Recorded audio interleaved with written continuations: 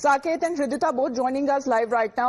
साकेत, अगर हम बात करें प्रधानमंत्री नरेंद्र मोदी की और जहां तक अगर ये सीमांचल का इलाका जितना माना जाता है वहां पर बीजेपी को ज्यादा मेहनत करनी पड़ती है जहां तक अपनी पहचान और अपनी पहुंच वहां के इलाकों में बता सके। अब वहां पर अगर पूर्णिया में प्रधानमंत्री नरेंद्र मोदी वहां पर पहुंचते और हमने आपकी ग्राउंड रिपोर्ट देखी, क्या क्या लेकर आ रहे प्रधानमंत्री सौगात में वहां के लोगों के लिए?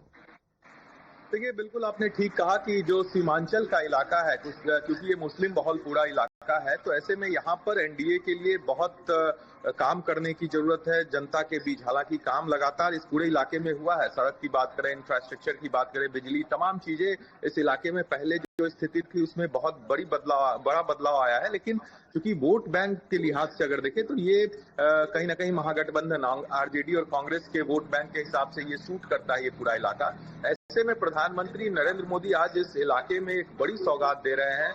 पूर्णिया एयरपोर्ट के तौर पर जो यहाँ पर आज उनका वो उद्घाटन करेंगे पूर्णिया एयरपोर्ट का। ये समझिए सीमांचल के लिए एक लाइफ लाइन होगा, क्योंकि इस पूरे इलाके में सिर्फ सीमांचल नहीं बल्कि कोसी का जो पूरा इलाका है, इन तमाम इलाकों में इसका इफेक्ट देखने को मिलेगा और सीधी कनेक्टिविटी इस इलाके की अब देश दुनिया से होगी। तो ये एक बड़ी सौगात है। और चूंकि ये जो एयरपोर्ट है ये कई लिहाज में बहुत ज्यादा इंपॉर्टेंट हो जाता है, क्योंकि ये सीमावर्ती जिला है। यहाँ से बांग्लादेश का बॉर्डर जुड़ता है, नेपाल का बॉर्डर जुड़ता है। तो ऐसे में कहीं ना कहीं सामरिक दृष्टि से भी अगर देखें हम तो ये पूरा इलाका काफी सेंसिटिव माना जाता है। और अगर यहाँ पर एयरपोर्ट बनाया जा रहा है, वो भी उत्तर भारत का दूसरा सबसे बड़ा ये एयरपोर्ट होगा।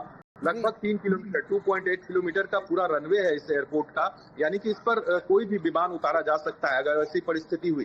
तो इन तमाम लिहाज से हम देखें तो काफी इंपॉर्टेंस होता है और कहीं ना कहीं वोट के हिसाब से भी ये एक मास्टर स्ट्रोक कह सकते हैं। तो 36,000 करोड़ जहां तक बात की जाए, प्रधानमंत्री नरेंद्र मोदी जब पूर्णिया पहुंचेंगे और वहां के डेवलपमेंट प्रोजेक्ट्स के लिए, as we speak of the makhana board and of course when it comes to the new terminal, all of that is going to be announced by the Prime Minister. But let's also talk about West Bengal, because this is also a state that would be facing elections very soon. But Hridita, this time are we looking at any political addresses on part of the Prime Minister, or this is going to be a defense event that he would be attending?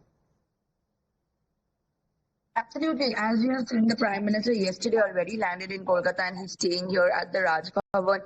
He was also welcomed by the governor, but this time we are not seeing anything political. We are seeing that he is here to only welcome the combined commanders conference, which is going to take place in Kolkata from 15th to 17th of September. So he is only here to inaugurate that. We also understand it along with Prime Minister, there is Defence Minister Rajnath Singh and the National Security Advisor Ajit Doval, who will also be present for the conference which will be held out here at the Fort William today at around 9:30. So here at the headquarters of Eastern Commander of the Indian Army, we will see all the three important figures out here to only inaugurate the defense project, the combined commanders event, which is taking place from the 15th to 17th September, after which he is going to leave from Bihar directly. All right, thank you very much, Saket. आपका भी बहुत-बहुत धन्यवाद हमारे साथ जुड़ने के लिए. To you, Hridita, as well. We'll be keeping an eye out on today's developments as far as Prime Minister's program is concerned.